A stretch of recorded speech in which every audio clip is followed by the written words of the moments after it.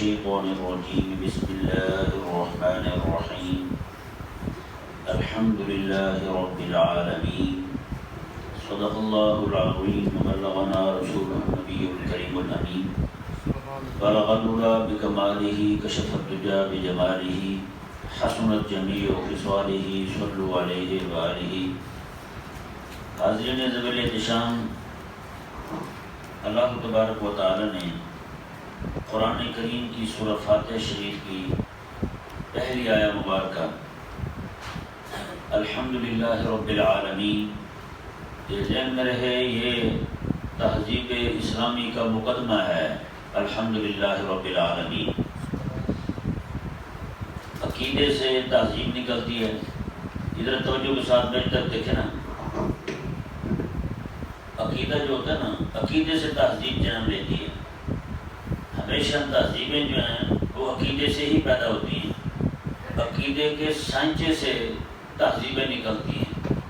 جیسا بندے کا عقیدہ ہوگا ویسی تہذیب ہوگی. عقیدہ اس کا ٹھیک ہے تو تہذیب بھی ٹھیک ہے. جیسے جیسے اس کا عقیدہ گندا ہوتا جائے گا ویسے ویسے اس کی تہذیب بھی گندی ہوتی جائے گی. یہ ہو ہی نہیں سکتا کہ بندہ جو ہے وہ صحیح عقیدے کا مالک ہو اور تہذیب اس کی گندی ہو.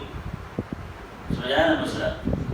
رب تبارک و تعالی نے اس آیہ مبارکہ میں اہل اسلام کو تہذیب عطا فرمائی. الحمدللہ، ساری تعریفیں ہیں ہی اللہ کے لیے. ساری تعریفیں اللہ کے لیے ہیں. اب ہر وہ چیز جو اچھی ہوگی، ہر وہ چیز جو اچھی ہوگی اسے ہر مومن اچھا سمجھے گا. ہاں جی، تہذیب کھل رہی ہے نہیں کھل رہی؟ ہر چیز جو اچھی ہوگی ہر مومن اسے اچھا سمجھے گا اور ہر اچھی چیز پر اسے اچھا جانتے ہوئے اپنے رب سونے کی تعریف کرے گا. جی، یہ ذہن میں رہے. حضرت داتا جی اجمیری رحمہ اللہ جو ہیں، آپ کی تعریف حقیقت میں آپ کی تعریف نہیں ہے، حقیقت میں اللہ تعالیٰ کی تعریف ہے. کیونکہ مخلوق کی تعریف مخلوق کی نہیں، حقیقت میں خالق کی تعریف ہے. جیسے مثال کے طور پر آپ یہاں یہ کولر بنا ہوا ہے، جس نے بنایا وہ بھی ساتھ کھڑا ہو. آپ کہیں یہ کولر بڑا اچھا ہے. ایک بندہ کھڑا ہو کے ایسے خوش ہو رہا ہے، اسے بندہ کہے تم کولر تھوڑی ہو، تم کیوں خوش ہو رہے ہو؟ وہ کہتے میں کولر تو نہیں ہوں لیکن کولر بنایا میں نے. میری کاریگری کی تعریف جو ہے نا، کاریگری کی تعریف کاریگر کی تعریف ہے، صنعت کی تعریف صانع کی تعریف ہے، کام کی تعریف کام کرنے والے کی تعریف ہے. اسی طرح کر کے پوری دنیا کے اندر ہر اچھی شے جو ہے اس کی تعریف حقیقتاً خالق اور مالک کی تعریف ہے. یعنی یہ کیسی تہذیب دی ہمیں اسلام نے. الحمدللہ رب العالمین، صرف الحمدللہ، الحمد سے میں کہ ہر اچھی شے اس کی تعریف حقیقتاً رب کی تعریف ہے. تو پھر ہر زمانے میں تعریف، ہر وقت تعریف، ہر بندے سے ہر چیز سے جہاں کہیں بھی تعریف ہوگی وہ حقیقت میں اللہ تعالیٰ کی.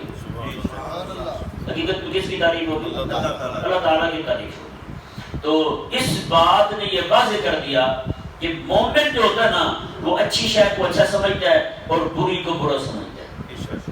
دیکھیں، کوئی بندہ جو ہے نا بری چیز کی تعریف کرے تو بتائیں اس نے رب تبارک و تعالیٰ کی بے ادبی نہیں کی؟ جی، رب تعالیٰ کی بے ادبی کی. جیسے مثال کے طور پر کوئی بندہ جو ہے وہ بجائے اس کے کہ رسول اللہ علیہ السلام کی تعریف کرے اسے ابو جہل ہی اچھا لگنے لگے جو رب کا دشمن ہے. وہ بجائے اس کے وہ حضرت موسیٰ علیہ السلام کو اچھا سمجھے، آپ کے دیے ہوئے عقیدے نظریے کو اچھا سمجھے، وہ اوپر سے جناب وہ اس نے حرکت یہ کی کہ وہ فرعون کو اچھا کہہ رہا، تو اس نے نعوذ باللہ رب تعالیٰ کی بے ادبی کی ہے. اسی طرح کر کے آج کے دور میں کوئی بندہ، اگر کوئی بندہ رسول اللہ علیہ السلام کی تعریف کے بجائے ابو جہل کی تعریف کرے، وہ بندہ رب کا بے ادب ہے، رب تبارک و تعالیٰ کی نعوذ باللہ مذمت کر رہا ہے. امام الانبیاء علیہ السلام کو چھوڑ کر ابو جہل کو اچھا کہے، حضرت موسیٰ علیہ السلام کو چھوڑ کر فرعون کو اچھا کہے، ابراہیم علیہ السلام کو چھوڑ کر نمرود کو اچھا کہے، وہ بندہ اگر رب تبارک و تعالیٰ کا بے ادب ہے رب تعالیٰ کی ناشکری کر رہا ہے، تو آج کے دور کے اندر ممتاز قادری، علم الدین، امام احمد رضا خان بریلوی، ان کو چھوڑ کر کے انگریز کو اچھا کہے. ہاں جی بتائیں پھر. یہود و نصارہ کو اچھا کہے، یہودیوں اور عیسائیوں کو اچھا کہے، تو یہ تہذیب گندی کیوں ہوئی؟ عقیدہ ٹھیک نہیں رہا ہمارا. آخر اس جگہ تک کس چیز نے پہنچایا ان بیچاروں کو؟ ان کے عقیدے متزلزل ہو گئے، ان کے عقیدے درست نہیں رہے. کاش کہ یہ رب تبارک و تعالی نے سورہ فاتحہ کا پہلا جملہ جو دیا نا، پوری اسلامی تہذیب کا ایسے سمجھے منبع ہے. یہ عقیدہ ہے ہمارا نا، ساری تاریخیں اسی کے لیے، اسی سے پھر تہذیب نکل رہی ہے. ہر چیز اچھی جو ہوگی اسے ہم اچھا کہیں گے، اور اچھی ہم اپنے عقل سے نہیں کہیں گے. ہم یہ دیکھیں گے خدا رسول جسے اچھا کہہ رہے ہیں اسی کو اچھا کہیں گے. خدا رسول جسے اچھا کہہ رہے ہیں ہم اسی کو اچھا کہیں گے. تو بتائیں خدا رسول کے ہاں مدرسہ اچھا ہے کہ جہاں ڈانس سکھایا جائے وہ ادارہ اچھا ہے؟ مدرسہ اچھا ہے. تو پھر تعریف کس کی ہونی چاہیے؟ اگر مولوی ہی بیٹھ کر دلائل دے مدرسے کی، مدرسے والوں کی محرومی اور جناب انگریزی اداروں کی ترقی کی، وہاں ان کی اس کو جناب ترقی یافتہ قرار دے، تو بتائیں وہ مولوی کس کے ساتھ کا ہوا؟ الحمدللہ رب العالمین پر تو اس کا ایمان ہی نہیں پھر. سبحان اللہ. میں ابھی رات کو یہ غور کر رہا تھا اس پر، الحمدللہ رب العالمین پر. میں نے کہا کمال ہو گیا یار، صرف الحمدللہ رب العالمین. پھر ہر کافر کو کافر جانے، ہر کافر کو پلید جانے، ہر مشرک کو مشرک جانے اور اسے پلید جانے. اور رسول اللہ علیہ السلام کی نبوت اور ختم نبوت کا عقیدہ سب سے اچھا ہے، جو اس کا انکار کرے سب سے برا ہے.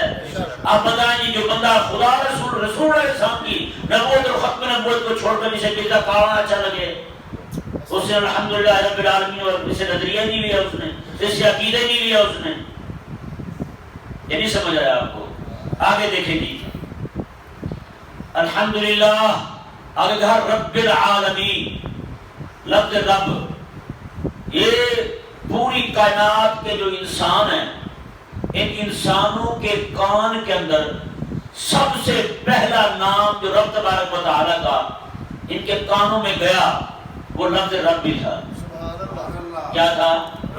لفظ رب تھا. کسی نے کچھ سنا ہی نہیں تھا، کوئی کلام نہیں سنا تھا کسی کا. سب سے پہلا لفظ جو ان کے کانوں میں گیا وہ اللہ تبارک و تعالیٰ کا نام اس میں رب تھا.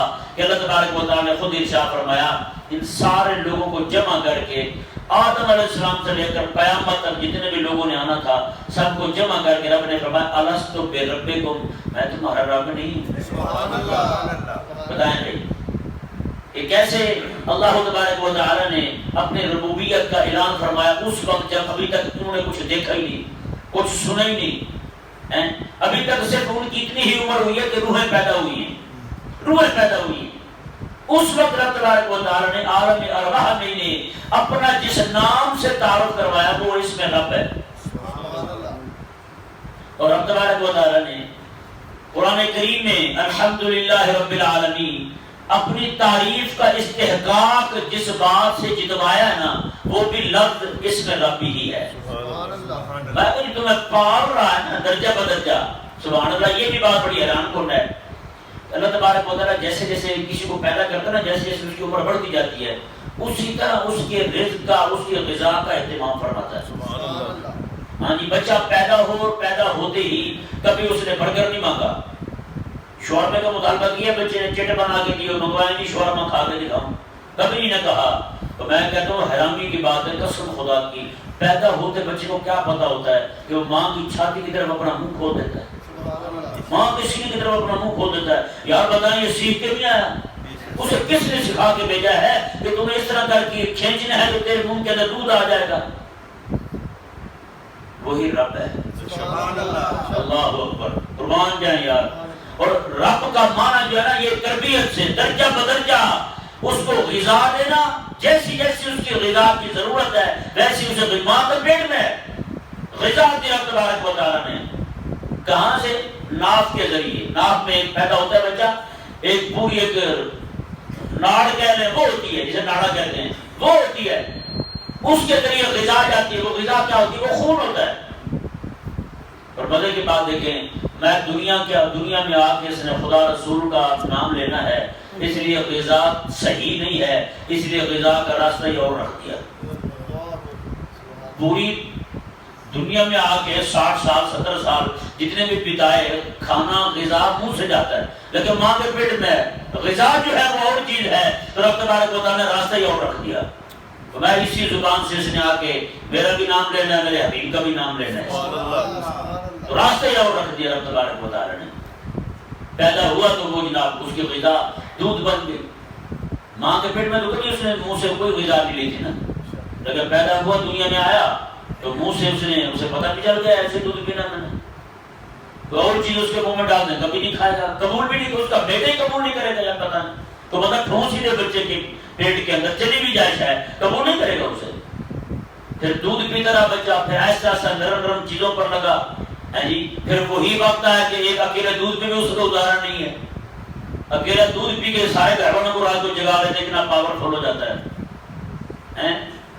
ایک بچہ سویا ہوا تو بندہ کہنے لگا جی میں نے کہا جی یہ چارج ہو رہا ہے، رات کو جگائے گا سب کو، دن کو سو جاتے ہیں نا بچے، دن کو بیٹری چارجنگ پہ لگا لیتے تو رات کو پھر چلتی رہتی ہے، وہی حساب ہے۔ میں نے کہا یہ چارجنگ پہ لگا ہے، صبح رات کو پھر سب کو جگائے گا انشاءاللہ اللہ کے فضل سے۔ ہاں جی، وہ چھوٹا سا بچہ جو ہے اب وہ جیسے بڑا ہوتا گیا، اس کی غذا جو ہے اللہ تبارک و تعالیٰ نے اس کی ضرورت کے مطابق اسے عطا فرمائی۔ میں جو ذات اس طرح کر کے درجہ بدرجہ جیسی غذا کی ضرورت ہو ویسے غذا عطا فرمائے، اسے رب کہتے ہیں۔ اسے کیا کہتے ہیں؟ رب کہتے ہیں۔ اللہ اکبر۔ آگے دیکھیں جی،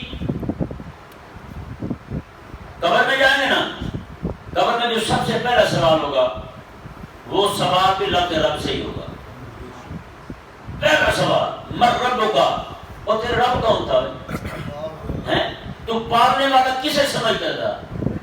اپنے سیاسی لیڈروں کو جانتا تھا، نوکری کو جانتا تھا، حکومت کو جانتا تھا، امریکہ اسرائیل فرانس اور یورپ کے جو دلال ہیں انہیں جانتا تھا؟ کسے جانتا تھا روٹی دینے والا؟ کسے جانتا تھا رب تو؟ کسے مانتا تھا رب تو؟ ربوبیت کا مستحق کسے جانتا تھا تو؟ ربوبیت کا مالک کسے جانتا تھا تو؟ سب سے پہلے سوال یہی ہوگا۔ بتائیں وہاں پہ سارے عقیدے تہذیبیں کھل نہیں جائیں گی بندے کی؟ آج جو کہتے ہیں جی وہ نوکری ہے نا جی، اس لیے نوکری کے خاطر ہمیں حکم ہوتا ہے مسجد پہ چڑھ جائیں، ہم چڑھ جاتے ہیں، ہمیں حکم ہوتا ہے کہ مسلمانوں پہ حملہ کر دیں، ہم کر دیتے ہیں، نوکری تو پھر بچانی ہے نا جی، پھر کیا کریں، بچے بھی تو پالنے ہیں، وہ کیا کریں گے؟ بتائیں جی رب کس کو مانا ہے اس نے؟ اللہ کو تو نہیں نہ مانا اس نے۔ آج حرام خور کر رہے ہیں، جسے دیکھو ٹھگیاں لگانے کے چکر میں، انہیں کہا آ جائے نا یار یہ کیا کرتے ہو، کہتے ہیں پوری نہیں پڑتی جی، جب تک یہ نہ کرے تو پوری نہیں پڑتی۔ تو کیا خیال ہے یار، پچھلے ہمارے جو بزرگ چٹنی کے ساتھ روٹی کھا کے وہ پوری نہیں کر گئے؟ آج ہم دیکھیں نا اپنے پرانے بابوں کو، وہ کیا کھا کے ہیں دنیا سے، پوری نہیں ہوتی تھی ان کی، اور میں حقیقت والی بات ہے سکھی ہوتے تھے، اور ان کے دور میں سب سے سستی شے جو ہوتی تھی نا وہ خوشی ہوتی تھی۔ ہاں کہیں بھی بیٹھے خوش ہو گئے، دو بندے آپس میں ملے تو ایسے خوش ہو رہے ہیں جناب مجال ہے، ایسے کہیں ان کے نزدیک غم ہی آیا ہو، اتنے خوش ہوتے تھے۔ اور آج بھی آپ دیکھ رہے ہیں غریبوں کو، وہ ایسے خوش ہوتے ہیں۔ نہیں سمجھ آیا مسئلہ؟ جس کے پاس پیسے ہیں نا جی، اتنے پیسے ہیں، اور رات کو نیند کی گولیاں کھا کے سوتا ہے، کیوں بھائی نیند نہیں آتی؟ ان کا پھر مزہ تو اس کا ہے جو غریب ایسے پڑا ہوا۔ مدرسے کے 4 بچے تھے، ایک حاکم کے پاس بادشاہ کے پاس گئے تو بادشاہ دیکھ کے نہ مسکرایا، تنزن مسکرایا، اس نے کہا لو لو یہ بھی مولوی ہیں بیچارے۔ تو ایک طالب علم بڑا دنا تھا، اس نے کہا بادشاہ بات سن، اللہ تبارک و تعالیٰ نے کچھ حالتیں ہماری مقرر کی ہیں، ہاں دنیا میں تو ہم سے کچھ بہتر ہے، اچھا کھا پی رہا ہے، لوگ تیرے خادم میں آگے پیچھے، اور جب مریں گے نا تو جیسے تو نے مٹی میں جانا ویسے ہم نے جانا ہے، ہم دونوں کی منزل ایک ہے قبر، وہاں ہم دونوں ایک ہیں، یہاں تو اچھا ہے، قبر میں دونوں اچھے دونوں برے، جو بھی حال ہوگا ہمارا دونوں میں ایک ہوگا، دونوں مٹی میں پڑے ہوں گے۔ اور اس نے کہا باقی رہی تیسری حالت قیامت کی، کہا قیامت والے دن تجھے بھی پتہ چل جائے گا اور ہم بھی دیکھ لیں گے۔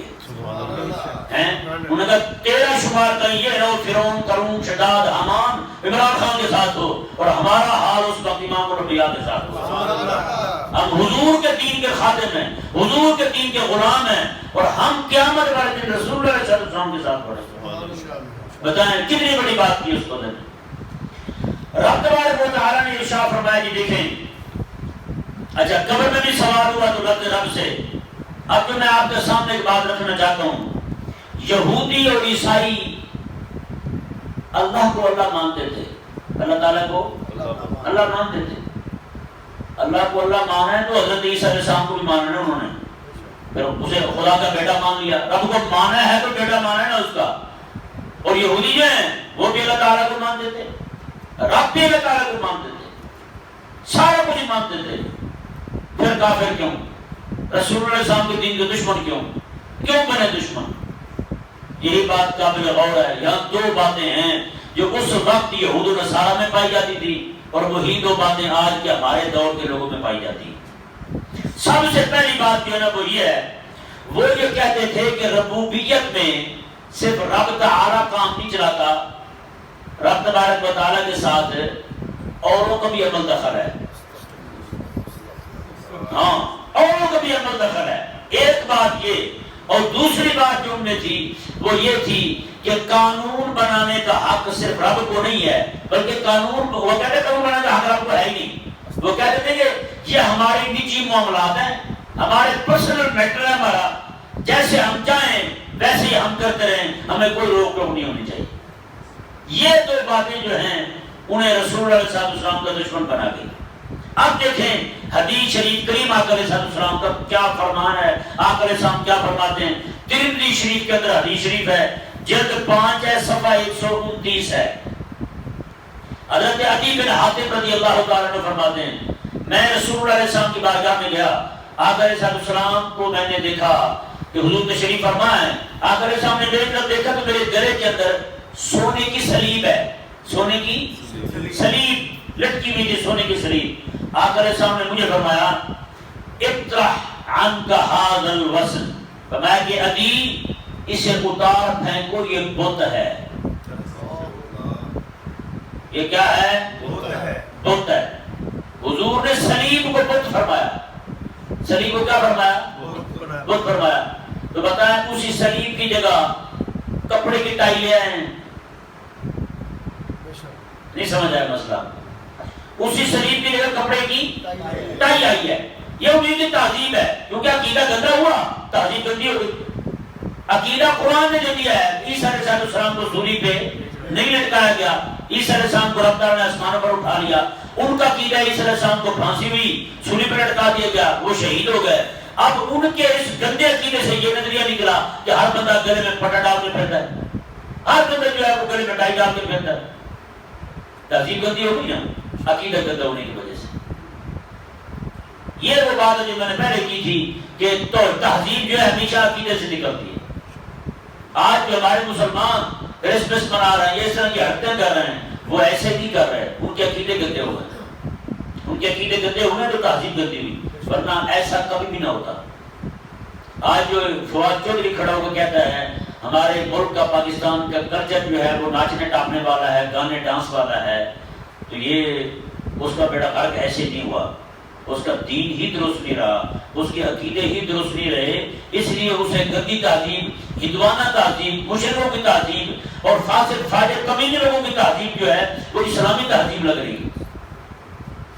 دیکھیں جی کریم آقا صلی اللہ علیہ وسلم نے آگے ارشاد فرمایا، یہ بات بڑی غور کے ساتھ سننے والی یار، حدیث ترمذی شریف کے اندر، یہ ترمذی شریف وہ کتاب ہے، محدثین فرماتے ہیں جس گھر کے اندر یہ کتاب پڑھی ہو نا، میں وہ بندہ یقین کر لے کہ حضور خود میرے گھر میں تشریف فرما ہے اور حضور کلام فرما ہے۔ سبحان اللہ، اندازہ لگائیں، یہ وہ کتاب ہے ترمذی شریف۔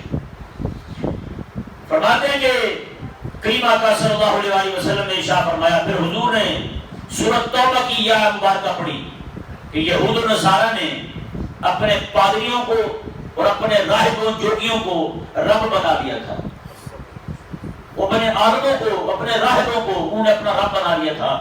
کریم آقا علیہ السلام نے یہ آیت پڑھ کے ارشاد فرمایا کہ انہوں نے، آقا علیہ السلام نے خود وضاحت کی، آقا علیہ السلام نے انہیں ان کی عبادت نہیں کرتے تھے، توجہ فرمایا کہ وہ اپنے راہبوں کی، اپنے عالموں کی عبادت نہیں کرتے تھے، آقا علیہ السلام نے فرمایا بلکہ اذا احلوا لهم شيئا استحلوا واذا حرموا عليهم شيئا حرموا، میں جس چیز کو ان کے وڈیرے مذہبی وڈیرے حلال کہتے تھے وہ بھی حلال کہتے تھے، جس چیز کو ان کے مذہبی وڈیرے حرام کہتے تھے وہ بھی حرام کہتے تھے. یعنی جو چیز انہوں نے حلال کر دی وہ حلال جان لی. یعنی رب تبارک و تعالیٰ نے جس چیز کو حلال فرمایا ہے اسے حلال نہیں مانتے تھے. وہ کہتے ہیں رب کو کیا حق ہے یہ حلال حرام کرنے کا، بلکہ یہ تو ہمارے مذہبی وڈیرے جو ہیں، سیاسی وڈیرے جو ہیں، یہ انہیں حق پہنچتا ہے، وہ جو ہمارے لیے قانون بنا دیں وہی ہمارے لیے قابل قبول ہے. تو بتائیں بھائی اس آیت مبارکہ کی تفسیر میں اور سنن ترمذی کی اس روایت نے واضح کر دیا ہر وہ بندہ جو رب رسول کے قانون کے مقابلے میں اپنا قانون لائے. آج ہے نا اسمبلی کیا کرتی ہے، قانون بناتی ہے. جہاں رب کا قانون پورا قرآن موجود ہو وہاں قانون بنانے کی ضرورت ہے، اور جہاں اسمبلی ہوگی وہاں قانون بنے گا تو وہاں قانون ایسے ہی بنیں گے کہ رضامندی سے زنا جائز ہے. ہاں شراب کے پھر پرمٹ پاس کیے جائیں گے، شراب کے پھر جناب انہیں سندیں دی جائیں گی، آپ بیچ سکتے ہیں پی سکتے ہیں. فلاں فلاں بڑے ہوٹل جو ہے ہماری ہوٹل کو بھی جناب اجازت ہے، فلانے کو بھی اجازت ہے، ٹھکانے کو بھی اجازت ہے. اس طرح کر کے پھر اجازت ہو تم نے شرابیں پینے کی. تو یہ ذہن میں رہے بھائی ہر وہ بندہ جو رب رسول کے قرآن کے قانون کے رب رسول کے کیے ہوئے قانون کے مقابلے میں اپنا قانون لاتا ہے وہ بندہ مومن ہے نہیں ہے. قانون بنانے والا بندہ اپنے آپ کو خدا کہہ رہا ہے، اسے ماننے والا اس کا ورکر اس کا کارکن جو ہے وہ مشرک ہے، اس کے لیے وہ اپنا طاغوت مان رہا ہے اسے. یہی ہم شروع دن سے کہہ رہے ہیں کہ کوئی بھی بندہ جو ہے نا ان کے غلامی میں نہ جائے، غلامی میں آنا ہے تو اس سے رب رسول کی غلامی میں آئے. بس رب رسول کے قانون کو مانے بندہ، رب رسول کے حکم کو مانے بندہ، رب رسول کے حکم کے مقابلے میں کسی کے حکم کو نہیں ماننا. بس اللہ تبارک و تعالی ہم سب کو سمجھنے کی توفیق عطا فرمائے.